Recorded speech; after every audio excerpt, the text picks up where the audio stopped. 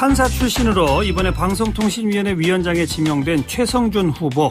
그런데 한국 언론사의 심각한 언론 자유 침해 사례로 꼽히는 1989년 한겨레신문 압수수색 당시 그 영장을 발부한 판사였던 것이 드러나 논란이 일고 있습니다. 다음 달 열릴 국회 인사청문회에서도 이게 주요 쟁점이 떠오를 것으로 보이는데 어떤 일이 있었던 걸까요? 그 사건의 핵심에 있었던 윤재걸 전 한겨레 기자 연결합니다. 안녕하세요. 안녕하십니까. 윤재걸입니다.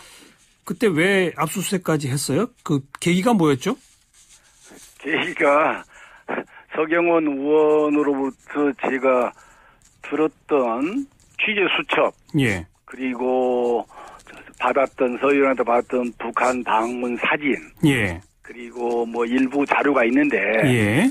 그 세 가지는 모두가 다 취재를 목적으로 한 데 쓰라는 취재원과 기자의 암묵적 약속이 있었던 자료들입니다. 그 서경원 전 의원이 그때 북한을 방문하고 왔었죠, 왜? 예. 근데 우리 윤 기자께서 그 당시에 취재를 하셨군요. 예, 예. 그래서요? 그래서 그 취재한 내용을 나름대로 이제 기사를 바로 작성해서 6건의 기사를 써서 예. 이제 결제 라인을 통해서 올렸죠. 예. 정부부장, 뭐 부국장, 편집국장으로. 예. 그러나 그 기사가 본인의 취재원에 약간의 시간을 달라는 이유가 붙여져서 이유가 전달돼서 기사화되지 못했습니다. 예. 기사화되지 못해서 약간의 차질이 있었는데 기자는 예. 기사로서 말한다. 판사는 판결로서 말하고 예.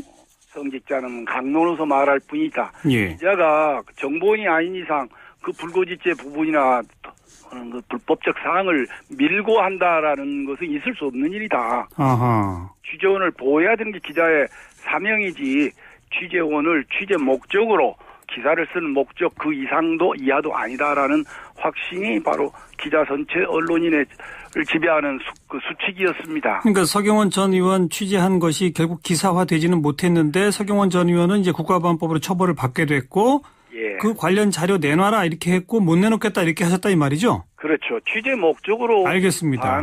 기자의 자료는 내놓을 수 없다. 못 내놓겠다 했더니 검찰이 이제 압수수색 영장을 법원에 신청한 것이고 그때 무슨 죄목으로 압수수색 영장을 신청했죠? 뭘 찾겠다는 거였고요?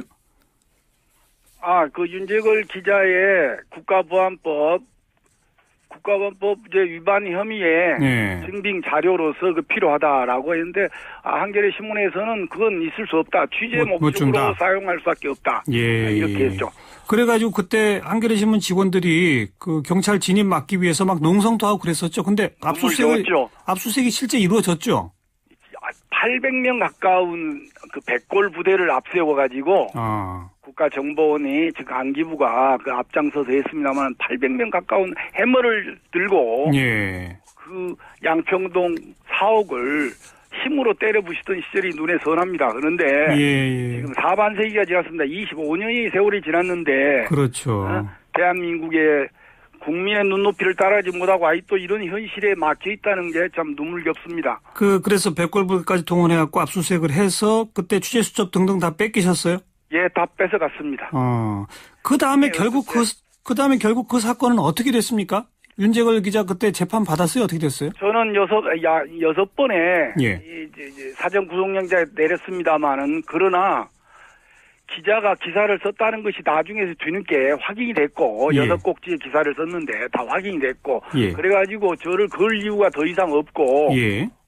그때 당시에 여당에서도 허주 김윤환 의원이나 예. 이종찬 원내조무나 이건 있을 수가 없다. 언론의 자유에 재갈을 묶인 것이다. 예. 자유에서 아주 절대적으로 한국의 언론 자유 수준에 대해서 항의를 하고 해가지고 예. 결국은 기소를 못하고 말았습니다. 기소도 안 됐어요? 기소도 안 됐습니다. 6차례 사전구속영장을 띄었으나 불기소 처분으로 결국 무혐의로 끝나고 말았습니다.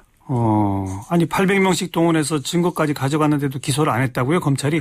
그렇게 해서 저희 한겨레 신문과 김대중 그때 당시 총재와 어떤 연계를 시도하려고 여러 가지 자료를 좀 모으려고 그랬습니다만 그 여의치 않자 그것이 어떤 그 불능에 가까웠다고 생각됩니다. 예. 그 1989년 노태우 정부 때죠, 그렇죠? 노태우 정부 때입니다. 7월 12일입니다. 그때 그 압수수색 영장을 발부했던 판사가 이번에 방송통신위원장 후보가 됐답니다. 어떻게 생각하십니까? 저는 외람된 말씀입니다만은 아까 25년 전에 한국 사회가 아직도 한 발짝도 나가지 못하고 그 현상에 머물러 있다는 것이 안타깝고, 언론 자유는 취재원 보호는 언론 자유의 초석입니다. 예. 언론 자유의 초석이고 언론 자유는 바로 민주주의의 근간입니다. 예. 그러나 그에 대한 이런 함수관계와 삼단적인 어떤 인식을 제대로 못한 인물이 방통위원장이 된다는 것은 참으로 한국 사회의 불행이라고 생각합니다. 아직도 우리 사회가 국민의 눈높이를 따라하지 못한 사실이 참 안타깝습니다. 여기까지 듣겠습니다. 고맙습니다. 네, 수고하십시오. 윤재걸 전 한겨레 기자였습니다.